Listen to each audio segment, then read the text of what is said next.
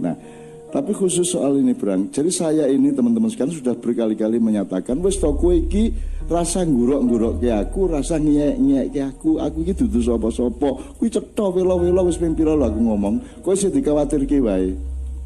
Jadi kalau Anda sekarang punya mursyid namanya Mbah Maimun, teruskan. Dia yang lebih mampu dari saya. Kalau sampean punya mursyid jenenge Gus Mus, jenenge Gus Dur, jenenge Kiai Said Agil, semua teruskan. Kenikmatanmu teruskan. Aku ora arep ngrebut kowe saka sapa-sapa.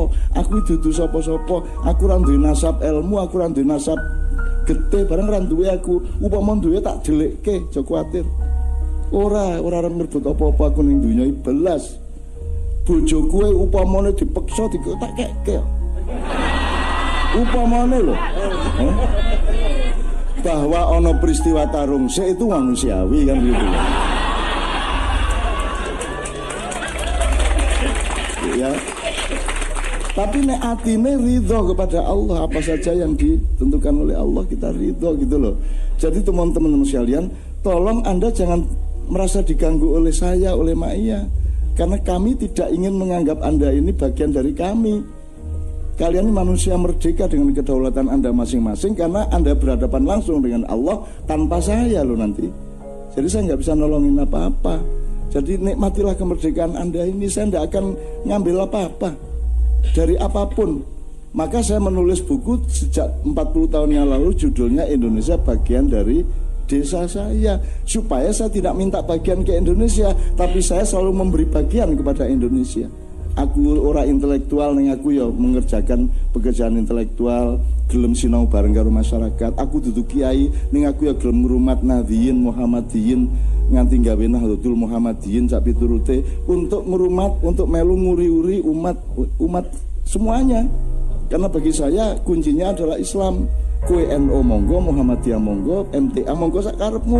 Angger kue dadi menungso sing lulus nang ngarepe Gusti Allah Subhanahu wa taala. Aku mengiso melu nyurung tutwuri handayani karo ing madya mangun karso. Nek ing ngarsa sung tulodo ya urung karuan iso. Wong kowe ya ora ngerti uripku kok, kan gitu. Jadi kalau mau cari uswatun hasanah ya Rasulullah aja lah, gitu loh.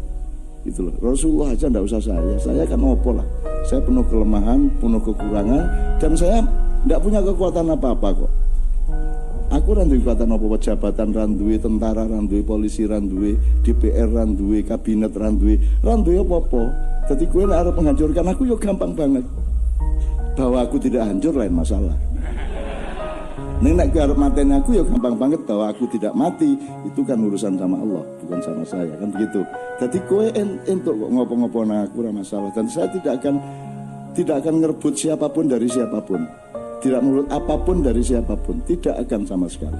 Jadi monggo, misalnya ada tinggalkan aja Ma'iyah, lu aku seneng banget, ya tinggalin tau, wis tau. Aku kayaknya 10 tahun yang lalu saya pernah lu di sini ngomong, piye bubar wae dino iki terakhir ya. Ngono ta? 10 tahun yang lalu kok, ketika masih ada Mbak Ngamil tadi. Terus yang di sana jawab, ojo cak gitu ya. Sekarang iki aku ya ora apa-apa, Mas, tak mulih aku. Ora masalah. Dunia iki apa to ming sedelet outbound. Arung jeram. Ya ta ming ngono kuwi. Apa flying fox? Oh, gandul ming ngono kuwi tok apa ta urip ya. Sabrang itu kadang-kadang dia filosof di depan saya. Dia mengatakan pada suatu sore setelah aku bikinkan dia kopi, betapa kurang ajarnya anak minta diberikan kopi oleh bapaknya. Dia mengatakan keragusan itu tidak bisa dilaksanakan. Dia bilang itu kalimatnya. Wah, aku mikir suwe gue. Wah, ini anakku siji iki wah nek ngomong Masya Allah ya. Oh, ternyata maksudnya gini. Uang itu potensi.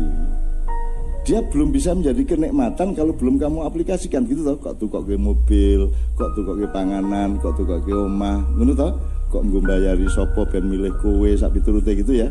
Itu aplikasinya, ya toh. Tetapi kalau Anda punya uang 10 triliun pamannya, wis gak usah 1 miliar wae. 1 miliar wae. Kowe wis ora iso to melaksanakan kuwi. Arep tuku panganan opo sing regane larang banget yo angel. Wong saiki iki soto ya paling piro to ning Yogyakarta iki? 14.000 ya wis wareg to Bu. Tambah kerupuk ya paling alah. Wis. Dadi dilaksanakan piye duit 1 miliar kuwi lak mung bingung dhewe akhire edan to Bu.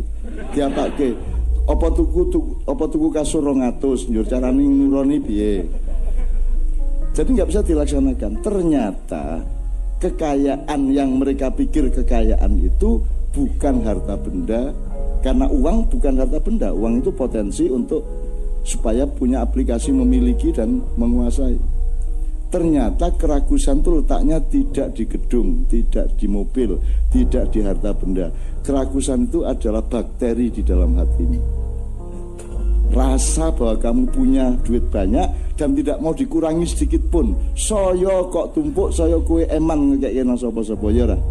Berarti itu bukan urusan harta benda, itu urusan penyakit di dalam hati ini. Kan gitu. Mulane sejak awal kita tombo hatian tuh. Karena itu bukan urusan orang sakit hati, urusannya hati yang berpenyakit. Jalan keluarnya 5 bui. Nomor 1 apa? Kaping pisan maca Quran sak maknane. Ya Quran ki wis kowe ndelok to watu kaya Quran, gitu watu kaya ayat Allah, tapi turute dan seterusnya. Dan di situ ada nasihat bang, yang hubungannya sama guru malah. Anda tahu saya menulis puisi tahun 74, Tuhan aku berguru kepadamu. Kan gitu, tahun 74. Kemudian menjadi satu di 99 untuk Tuhanku itu. Nah, kaping 3 wong kang soleh kumpulono lho mingan, mingling di ruang publik, bukan meguru. Sebab nek kowe milih guru, piye carane wong kowe? Kowe lucu kok kowe. Lucu. Yo nek guru milih murid masuk akal, nek murid milih guru ya ora masuk akal. Piye carane kowe ngerti kuwi mursyid sing bener apa ora? Carane ngerti piye kowe? Kuwi ora masuk akal. Gitu loh. Jadi mulane wong kang soleh ming kumpulana ora guru apa? Meguru. Kumpulannya tanya mingling itu ya serawungan bergaul saja gitu Bran. Mungkin kita tambah juga ini, kalau Anda perhatikan kalau Anda kumpul sama siapa itu kan Anda pasti berinteraksi sama dia, dan ukuran yang penting dan yang tidak itu berubah sesuai dengan kumpulannya. Semua manusia pasti punya naluri untuk pengen jadi lebih baik. Nah cuman lebih baik itu kan ukurannya beda-beda. Lebih baiknya ono sing luwih sugih, ono sing luwih soleh, ono sing luwih manfaat dan seterusnya. Dan itu tidak bisa lepas dari pandangan sekitar, karena itu urusan sosial. Jadi kalau misalnya kita tiba-tiba masuk ke sebuah lingkungan di mana melihat bahwa akik itu sesuatu yang paling dihargai, dia akan milih akik daripada duit. Kalau dia masuk pada lingkungan yang nomor 1 urusannya duit, mau tidak mau dia juga terbawa arus tersebut. Nah makanya kalau ngumpuli wong soleh, kita akan mengikuti sistemnya wong soleh itu, tanpa harus belajar ilmu apapun, tapi kita akan mengikuti, oh ini yang lebih dihargai, ini yang tidak. Sedangkan seorang anak pun belajar sama orang tuanya, mana yang ditakuti, mana yang dihargai, mana yang boleh, mana yang tidak. Kalau kumpul karena wong soleh itu otomatis. Jadi kadang-kadang kita diselip itu karena kumpulan nih. Tidak harus selalu urusan ilmu itu. Kadang-kadang kumpulan nih, karena setiap kumpulan punya belief system sendiri, punya cara berpikir sendiri. Dan semakin banyak orang mempercayai belief system tersebut, dia akan semakin kuat ilusinya. Yang paling kuat saiki yo duit. Karena semua orang percaya bahwa duit itu yang paling penting. Itu menjadi kepercayaan semua orang, tanpa menyadari bahwa misalnya ngomong rodok jeru sih, duit itu tadi potensi. Di sudut pandang yang lain, duit ki mung kertas yang di-print. Engko nek kowe wayah ngelih ra duwe panganan, ora ana sapa-sapa, ana sego karo duit, mesti milih sego lho. Saya hanya ingin mengatakan itu tadi, apa mekanisme di mana kumpul wong soleh itu loh. Bahwa ketika kita masuk pada sebuah sistem, kita pasti mengikuti budaya di situ, cara berpikir di situ. Sebertahan-bertahannya kita sedikit-sedikit akan terseret di situ.